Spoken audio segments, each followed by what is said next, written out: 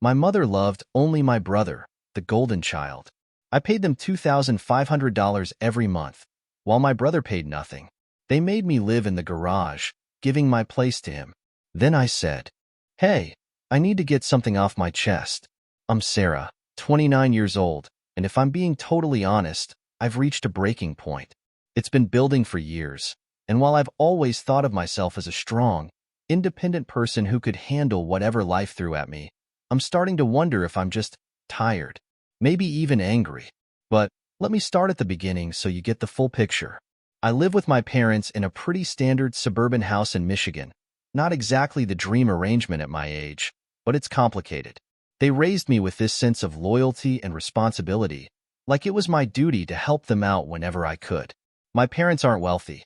My dad has worked at the same factory for 35 years, while my mom does part-time work as a receptionist at a local clinic. I've seen them struggle, cutting corners to make ends meet. I've known since I was a teenager that I'd have to pitch in, help keep things running smoothly, even if it meant sacrificing parts of my own life. So here I am, 29, living in the same house I grew up in. Not exactly what I'd imagined for myself. I have a job that most people would call successful. I'm a project manager for a large construction company, a position I worked damn hard for. The catch? It's grueling. I'm often on the road, overseeing different sites, sometimes out of town for days or weeks at a time. It's not glamorous. It's exhausting, mentally and physically. The long hours, the constant travel. It wears me down. But at the end of each month, I hand my parents a check for $2,500. It's not like they asked for it, not directly. But over the years, I just started doing it. My mom would drop hints about bills piling up. My dad would sigh about rising costs. And there I was, single, no kids, making more than enough to support myself. So, I stepped in, wanting to be the good daughter.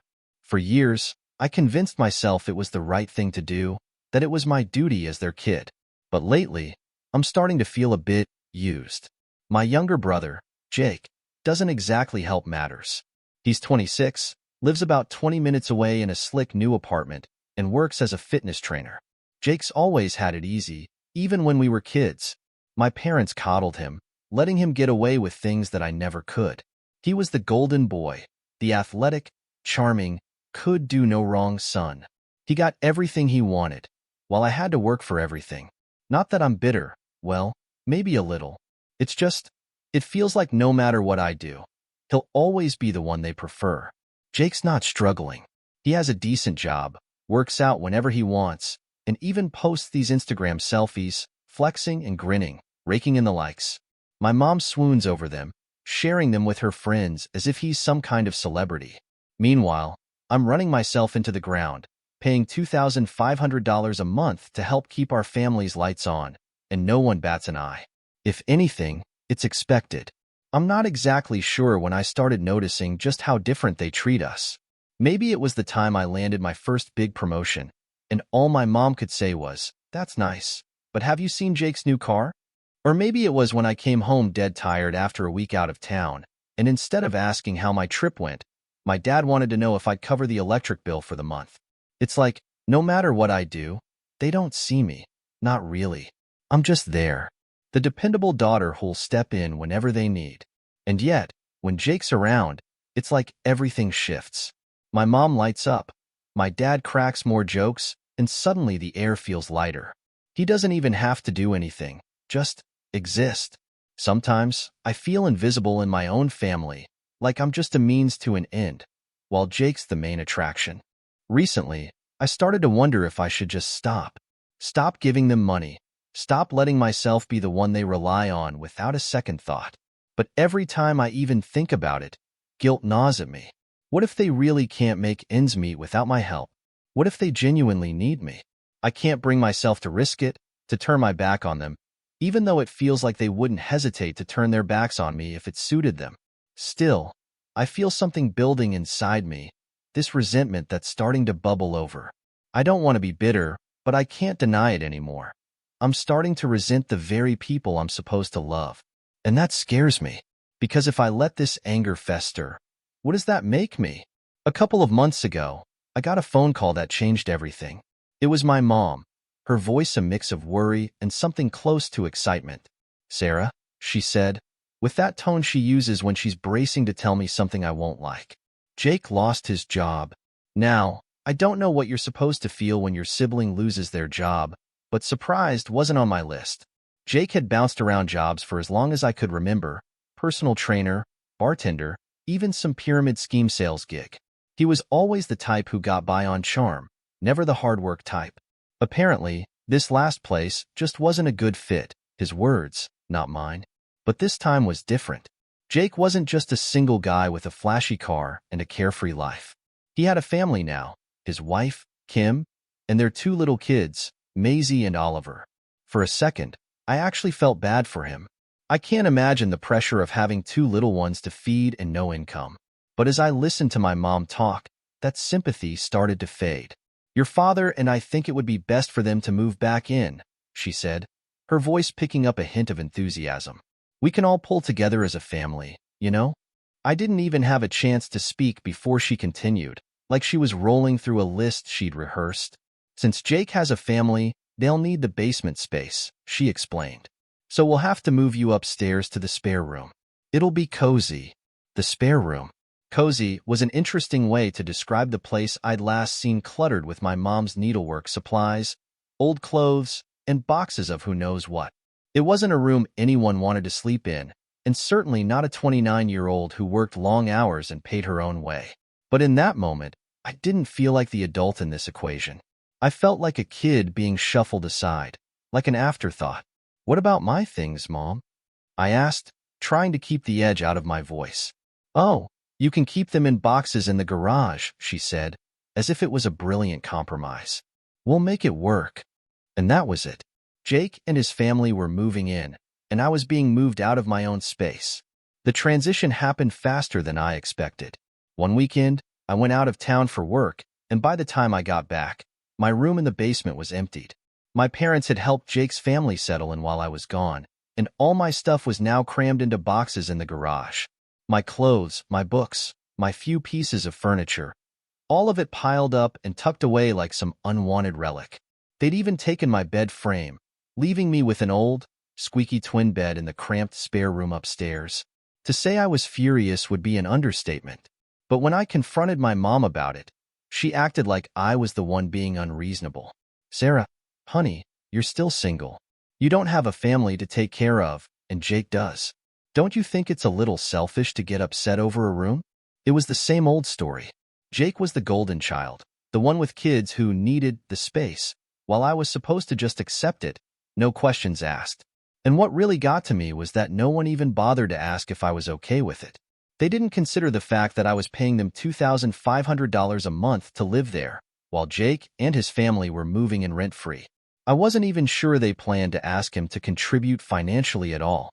It was hard, swallowing my pride every time I walked past Jake's family laughing and making themselves at home in my old space. They'd turned the basement into a little apartment, complete with a play area for the kids and a small kitchenette my parents had helped set up. Meanwhile, my new room felt more like a storage closet. The walls were lined with my mom's quilting supplies, rolls of fabric in every color, and half-finished projects scattered everywhere. I didn't even have a closet. I had to hang my clothes on a flimsy rack that would tip over if I even looked at it wrong. One night, I came home late, exhausted from another long shift, only to find Jake and Kim sitting on the couch in the living room, watching a movie with my parents. They looked so relaxed, laughing and chatting like nothing was wrong. I couldn't even bring myself to sit with them. Instead, I trudged up to my room, feeling like a stranger in my own house. But the final straw came about a month later. It was a Sunday morning, and I'd finally managed to sleep in for once. Out of nowhere, there was a knock on my door, followed by my mom's voice. "Sarah, are you up? The kids need somewhere to play, and the basement is still a bit messy. Could you keep an eye on them in your room for a bit?" My room. The room that was already cluttered with her things, cramped and barely enough space for me, let alone two toddlers. But apparently, that didn't matter. All that mattered was that Jake's kids needed a place to play, and since Jake and Kim were busy, that responsibility fell on me. I stared at her, 1,000 words bubbling up in my throat, but I swallowed them all. I knew what would happen if I tried to argue. She'd just turn it back on me, make me feel like I was being selfish for not wanting to help. So I nodded, and she ushered the kids in, leaving me to entertain them while she went off to join the others in the basement. As Maisie and Oliver started pulling apart my mom's quilting supplies and rummaging through my things, I felt a wave of anger and frustration that was almost overwhelming. Here I was, paying rent, working myself to the bone, and yet I was expected to play nanny on my only day off, while Jake and Kim sat downstairs, probably laughing it up with my parents. I couldn't do it anymore. I couldn't keep putting myself last, keep bending over backward for a family that saw me as nothing more than a paycheck and a babysitter. Something had to change, because if I kept going like this, I was going to break. So that night, after everyone had gone to bed, I sat in my tiny, cluttered room and made a decision. I didn't know what the future held, but I knew one thing. I was done being invisible. I knew I needed a break. After months of feeling like a stranger in my own home, stuffed into a tiny room while Jake's family took over, I was exhausted. I felt like I was living for everyone else, constantly on the verge of snapping. My parents hadn't once asked how I was feeling, or if I was okay with any of it. And after that day of babysitting Jake's kids in my already cramped storage room, something inside me finally broke. I decided to take a step back. A real step back. I'd been scrimping and saving for years, and while it wasn't a ton, I had enough to afford a small break. So I packed up and booked a few weeks at a resort up north. It wasn't luxurious, but it was quiet, peaceful, and, most importantly, away from my family. I just wanted some time to think, to breathe, to figure out how I'd let things get this far. The morning I left, I didn't make a big announcement. I simply told my mom that I'd be out of town for a few weeks, hoping she wouldn't press too hard for details. She barely looked up from the kitchen table, scrolling through her phone with her usual distracted look. "Oh, okay. But don't forget to leave the rent check. We're already budgeting for it, and things have been a little tight with the kids here," she said without a hint of irony. I felt my stomach twist. I wasn't even going to be there, and they still expected me to pay. I hesitated, hoping she'd realize how ridiculous it sounded. But, of course, she didn't. She'd made it clear that, in her eyes, my duty was to support the family, even if I wasn't physically there. It didn't matter that I was the one struggling to keep up with my own bills while they let Jake and his family live rent-free. Instead of arguing, I bit my tongue, wrote the check, and left. I needed a break from everything. The constant obligations, the lack of boundaries, the feeling of being taken for granted. The whole drive up to the resort, I felt this sense of relief wash over me. For once, I was doing something for myself. The resort was everything I needed and more. Mornings were quiet, with soft light filtering through the trees outside my cabin. I'd spend hours reading, hiking, and just being alone with my thoughts. At night, I'd sit by the fireplace with a glass of wine, letting myself enjoy the calm. It was a different world, a world where I could finally hear my own voice, not drowned out by everyone else's needs and demands. But my family didn't let me enjoy that peace for long. It started with texts from my mom, asking if I could send a little extra this month to cover some unexpected expenses. When I didn't reply right away, she followed up with a string of guilt-tripping messages, reminding me how they were doing everything they could to make ends meet and how Jake and the kids needed stability. I was baffled. How could they ask for more when I was already giving so much? And what did they mean by everything they could?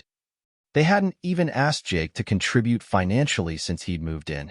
A few days later, my dad called. I could feel the tension in his voice before he even started talking. "Sarah, your mother told me you're not responding to her messages," he said, with that stern, disappointed tone he always used when I was a kid. "I'm just taking some time for myself, Dad. I needed a break," I explained, trying to keep my frustration in check.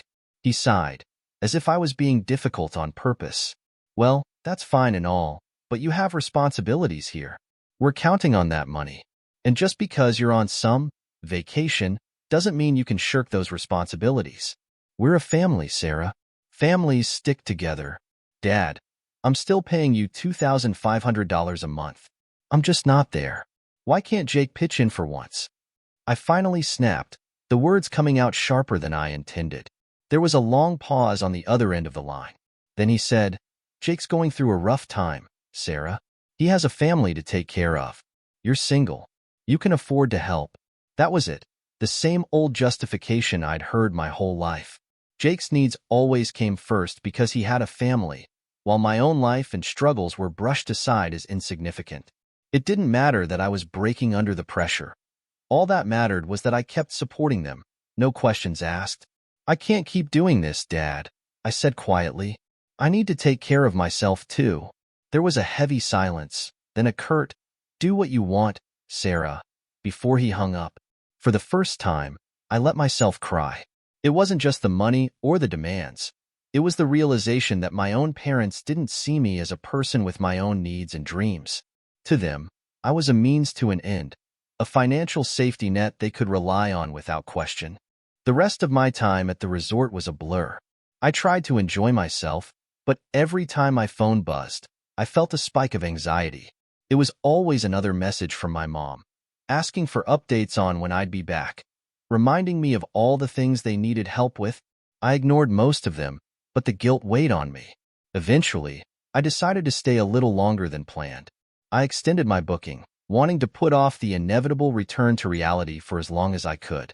I knew my family wouldn't understand, but I was beyond caring at this point. This was the first time in years I'd done something purely for myself, and I wasn't ready to give it up just because my parents couldn't manage without my paycheck. One evening, as I was sitting by the fire, my phone rang again. It was Jake this time. I debated whether to pick up, but curiosity got the better of me.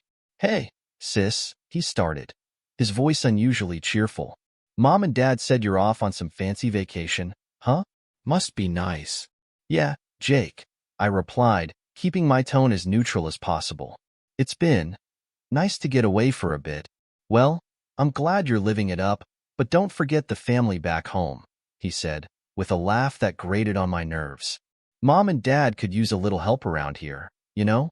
I couldn't believe what I was hearing. Here he was, living rent-free in my parents' house, while I paid them thousands of dollars a month, and he had the audacity to call me out for living it up. "Jake," I said, barely keeping my anger in check, "I am helping. I'm still paying for their bills, even though I'm not there. And I don't see you offering to pitch in." He laughed, like it was some kind of joke. "Come on, Sarah. You're the responsible one. You've always been the one who keeps everything together. Besides, I've got the kids to think about." I hung up, unable to listen to another second of his entitled, self-righteous nonsense. It was like they'd all decided that I was the one who would shoulder the burden, simply because I was strong or independent or whatever label they decided to stick on me. No one seemed to care that I was falling apart under the weight of it all. By the end of my stay at the resort, I'd made a decision. I wasn't going back, not until something changed. I was done being the family's safety net, done sacrificing my own life so they could live comfortably without a second thought. If they wanted my support, they would have to start treating me like an actual person, not just a paycheck. I was barely back from the resort when the accusations started rolling in. I'd only been home for a day when my mom sat me down in the living room, face etched with concern. I could feel something brewing, like a storm I'd been hoping to avoid. She started off with her usual small talk, asking if I'd had a good time at the resort with a tone that made it sound like I'd been off on some irresponsible vacation rather than taking a much-needed break. But then, her voice shifted, becoming sharper. "Sarah," she began, trying to sound gentle, but I could sense the guilt trip coming a mile away. "It's been hard around here without your support.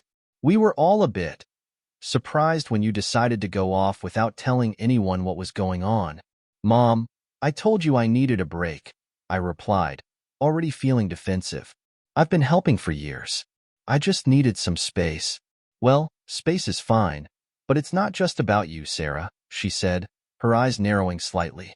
"This family depends on you. Jake, the kids, we're all counting on your help. I thought you'd be more understanding." That was it. The guilt, the way she twisted things to make me feel like I was the one doing something wrong by wanting a little independence. But I was tired of feeling like the villain in my own story. I opened my mouth to respond, to defend myself, but she cut me off. "We need you to keep supporting us, Sarah," she continued, her tone more insistent now. And the boys' school fees are coming up. I was hoping you could cover that. I froze, barely able to process what she was saying. School fees? For Jake's kids? I was already paying them $2,500 a month, supporting the household bills and groceries while Jake and his family lived there for free. Now they wanted me to cover the school fees for my nephews? Mom, I can't keep doing this, I said, my voice trembling. I'm barely managing as it is. I work long hours, I'm exhausted, and I can't be expected to pay for everything. Jake has to step up too. She looked at me like I just said the most offensive thing imaginable. Sarah, Jake's going through a rough time. You know he's had a hard time finding work. And Kim is busy with the kids. You're single, you have the resources, and it's not like you're strapped for cash. Can't you just help your family? Before I could even respond, Jake walked into the room, clearly having overheard everything. He looked at me with this self-righteous expression, like I just betrayed him. So, you're really not going to help, huh? He said, shaking his head. I can't believe you, Sarah. I thought family meant more to you than money. Jake, that's not fair. I shot back, feeling my anger rise. I've been helping for years. I pay you guys thousands every month. I need some boundaries here. It's not just about you and your kids. I have my own life. His face twisted with irritation. Oh, so now it's all about boundaries? Since when did you get so high and mighty? You know, some of us don't have the luxury of running off to fancy resorts whenever we feel like it. Must be nice to have all that freedom. It was like he was completely ignoring everything I'd done for them, all the sacrifices I'd made. And then my dad walked in, his face somber as he took a seat next to my mom. We've all made sacrifices for this family, Sarah, he said, his tone heavy. Your mother and I worked our entire lives to give you and Jake everything we could. Now it's your turn to give back.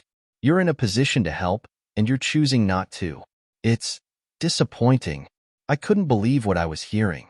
I was being painted as the selfish one for refusing to keep financially supporting everyone else.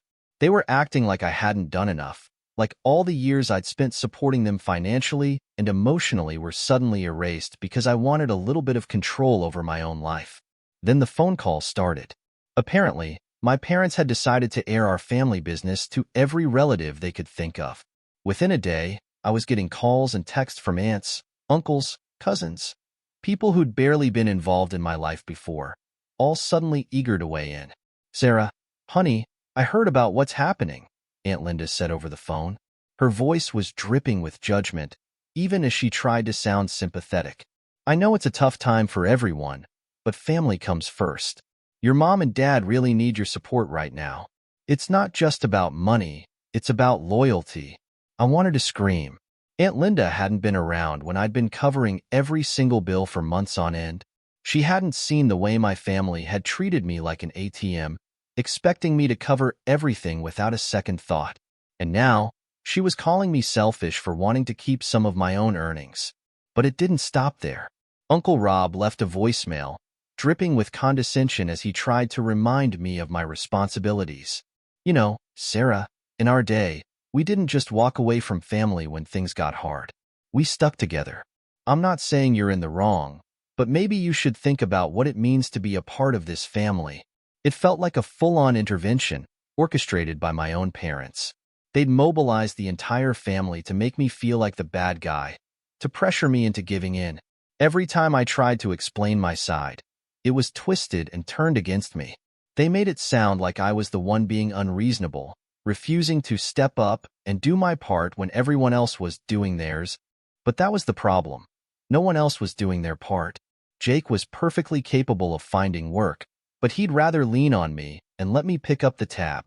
My parents could have set some boundaries, asked him to contribute even a little bit, but they didn't. Instead, they just kept turning to me, expecting me to shoulder everything while they sat back and let Jake off the hook.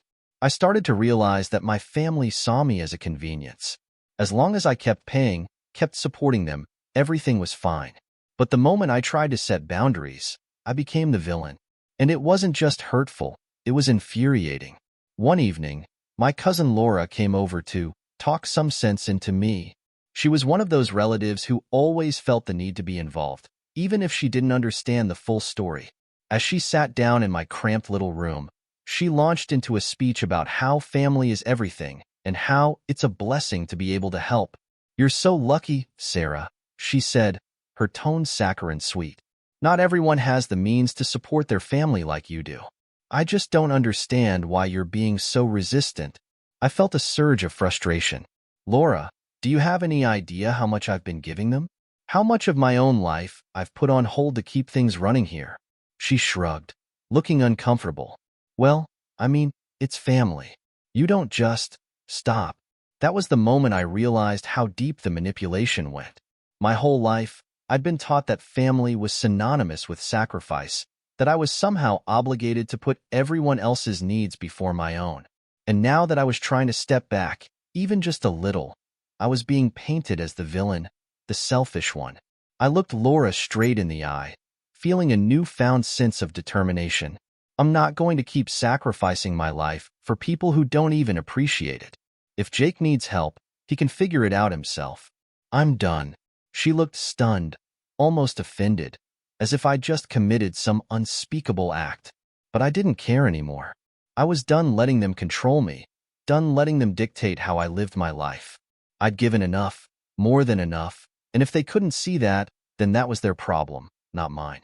In the days that followed, I stood my ground, even as the pressure mounted. My family tried everything: guilt, manipulation, even outright anger. But I didn't waver. I started to see the truth. I was allowed to have boundaries, to take care of myself. And if my family couldn't accept that, then maybe they didn't really care about me in the first place. It wasn't easy. Every phone call, every accusation hurt more than I'd like to admit. But with each day that passed, I felt a little bit stronger. For the first time in years, I was standing up for myself, and it felt liberating. And while I knew the battle wasn't over, I was finally ready to face it on my own terms. When I agreed to a family video meeting, I knew it wouldn't be easy. But part of me hoped that maybe, just maybe, they'd understand my side.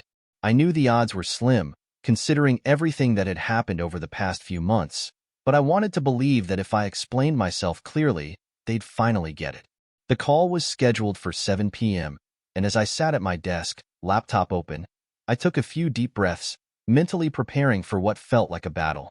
Within seconds of logging in, familiar faces started popping up on the screen. My mom, looking stressed and fidgeting with her necklace. My dad, stern as ever. Jake, with a sour look plastered on his face. And, to my surprise, Aunt Linda and Uncle Rob, who had no real stake in the matter but had made their opinions painfully clear over the past few weeks. "Sarah," my mom began, barely giving me a chance to say hello. "I'm glad you finally agreed to this. We all need to talk about, well, everything." I nodded, trying to stay calm. "I think that's fair. But let's keep it civil, okay? I just want to be heard." "Of course," she said, though her tone didn't inspire much confidence. She glanced at my dad, who immediately took over. "Sarah," he started, his voice heavy, "we've all been concerned about your behavior lately. You've made choices that don't reflect the values we raised you with. Family should come first. That's how your mother and I raised you." The words hit me like a slap. They'd always pulled the family values card whenever I did something they didn't like. But this time it felt more loaded, as if they were questioning my entire character. I opened my mouth to respond, but Jake cut in, his tone dripping with frustration. "Seriously, Sarah, what's going on with you?" he demanded. "You've always been the reliable one, the responsible one. Now, suddenly, you're acting like some stranger. You've got all this money, all these resources, and you're just keeping it to yourself? While we're struggling." I clenched my fists, resisting the urge to lash out. "Jake, I've been helping for years. I've given thousands of dollars to support you guys, and I'm still helping. I just need some boundaries. Is that really so hard to understand?" My mom looked at me with a mixture of pity and disappointment. "Honey, it's not about the money," she said, as if her words made any sense in the context of our conversation. "It's about being there for each other. You have a good job, you're single, and you don't have the same expenses as Jake and Kim. We just thought you'd be more understanding." "Understanding?" I echoed, barely able to keep my voice steady.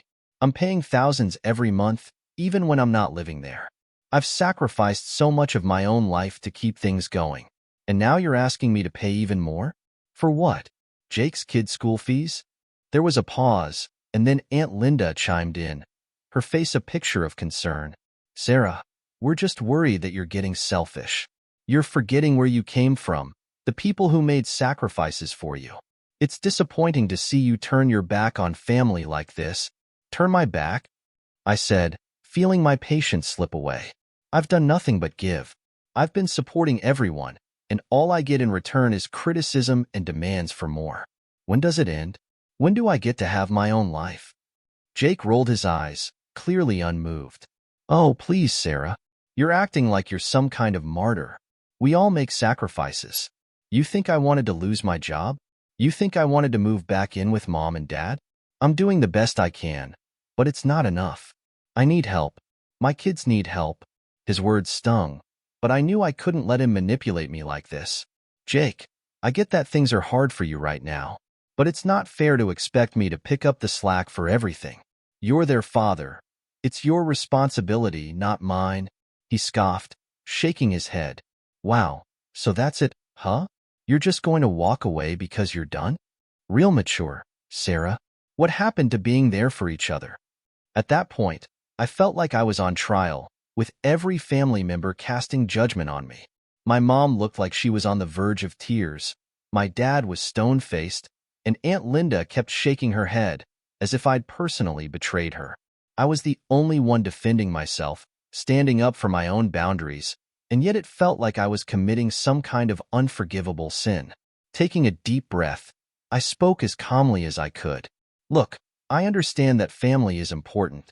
I know you all have needs, and I want to help, within reason. But I can't keep sacrificing my own financial stability, my own mental health, just to make everyone else comfortable. I need to set some boundaries, and that doesn't make me selfish, but my words seemed to fall on deaf ears. My dad cleared his throat, looking me dead in the eyes. Sarah, we didn't raise you to be selfish. You've changed. You've forgotten the values we instilled in you, and it's disappointing. There it was again. Disappointing. I couldn't believe my own family, the people I'd supported tirelessly, could see me that way, all because I wanted to keep a little of what I'd earned for myself. I looked at each of them, wondering if there was any point in continuing this conversation. No matter what I said, they'd already made up their minds. But I couldn't just sit there and let them tear me down. I haven't forgotten anything, Dad, I said firmly. I remember every lesson you taught me about family, about sacrifice. But I also remember that you taught me to work hard, to stand up for myself. And that's what I'm doing. I'm not going to apologize for wanting a life of my own. For a moment, there was silence. Then Aunt Linda muttered something under her breath, something that sounded suspiciously like ungrateful. I felt a wave of anger rise in me, but I forced myself to stay calm. I'd said my piece, and if they didn't understand, that was their problem, not mine. But Jake wasn't done. So, that's it, he said, his voice rising. You're just going to leave us hanging? I have kids, Sarah, your nephews. Are you really going to look them in the eye and tell them you don't care? His words were meant to sting, to hit me where it hurt. But I'd reached my limit. Jake, I love your kids, but they're your responsibility. I can't keep carrying everyone else's burdens. I have my own dreams, my own future to think about. And if that makes me selfish in your eyes, then so be it. My mom finally spoke, her voice choked with emotion. Sarah, we just wanted what was best for you. We wanted you to be a part of this family, to share in our struggles and our joys. I just don't understand why you're being so difficult. Mom, I said, my voice breaking, I've been there for you. I've supported you in every way I could, but I can't keep doing it at the expense of my own life. I'm not a bank, I'm your daughter. And if you can't see that, then I don't know what else to say. The call ended not long after, each of us leaving with unresolved tension, bitterness hanging in the air. I knew they wouldn't change their minds overnight, and maybe they never would. But as I closed my laptop, I felt a strange sense of relief. I'd finally stood up for myself, finally drawn a line in the sand. And whether they accepted it or not, I knew I'd done the right thing for me. After that family meeting, I hoped things would calm down, that maybe my family would come to terms with my boundaries. I thought they'd finally understand that I needed space, both financially and emotionally. But that hope was short-lived. The backlash was immediate and relentless. It started with a letter from Aunt Linda. It arrived in a thick white envelope, addressed in her usual meticulous handwriting. The letter itself was 3 pages long, a carefully constructed, concerned rant about my recent irresponsible decisions. She wrote about how she'd always admired my dedication to the family and how disappointed she was in the path I was taking. In her words, I was abandoning the people who needed me the most. She ended with a veiled threat, saying she was considering discussing my behavior with other relatives if I didn't reconsider my priorities. It was pure manipulation, wrapped up in polite language, but the message was clear. Fall back in line, or face the consequences. I ignored the letter, hoping it would be the last of it. But then my mother took things to a whole new level. One morning, I was called into my manager's office out of the blue. My boss, Mike, looked uncomfortable, his usual laid-back demeanor replaced with an awkward stiffness. "Sarah, we need to talk about something a little unusual," he said, hesitating. "I got a call from someone claiming to be your mother. She expressed some concerns." I felt my stomach drop. My mom had actually called my workplace. "She mentioned that you're going through some personal issues," Mike continued, clearly uncomfortable. "She suggested that maybe you're not in the right state of mind to handle the responsibilities of your role right now. I just wanted to check in, see if there's anything you want to talk about." The humiliation was overwhelming. My mother, knowing how much I valued my career, had stooped so low as to meddle in my professional life, trying to sabotage me just because I'd set boundaries. I managed to assure Mike that everything was fine, that my mother was misinformed, but as I left his office, I felt this burning sense of betrayal. I knew she was trying to force my hand, to pressure me into coming back to the family's financial fold.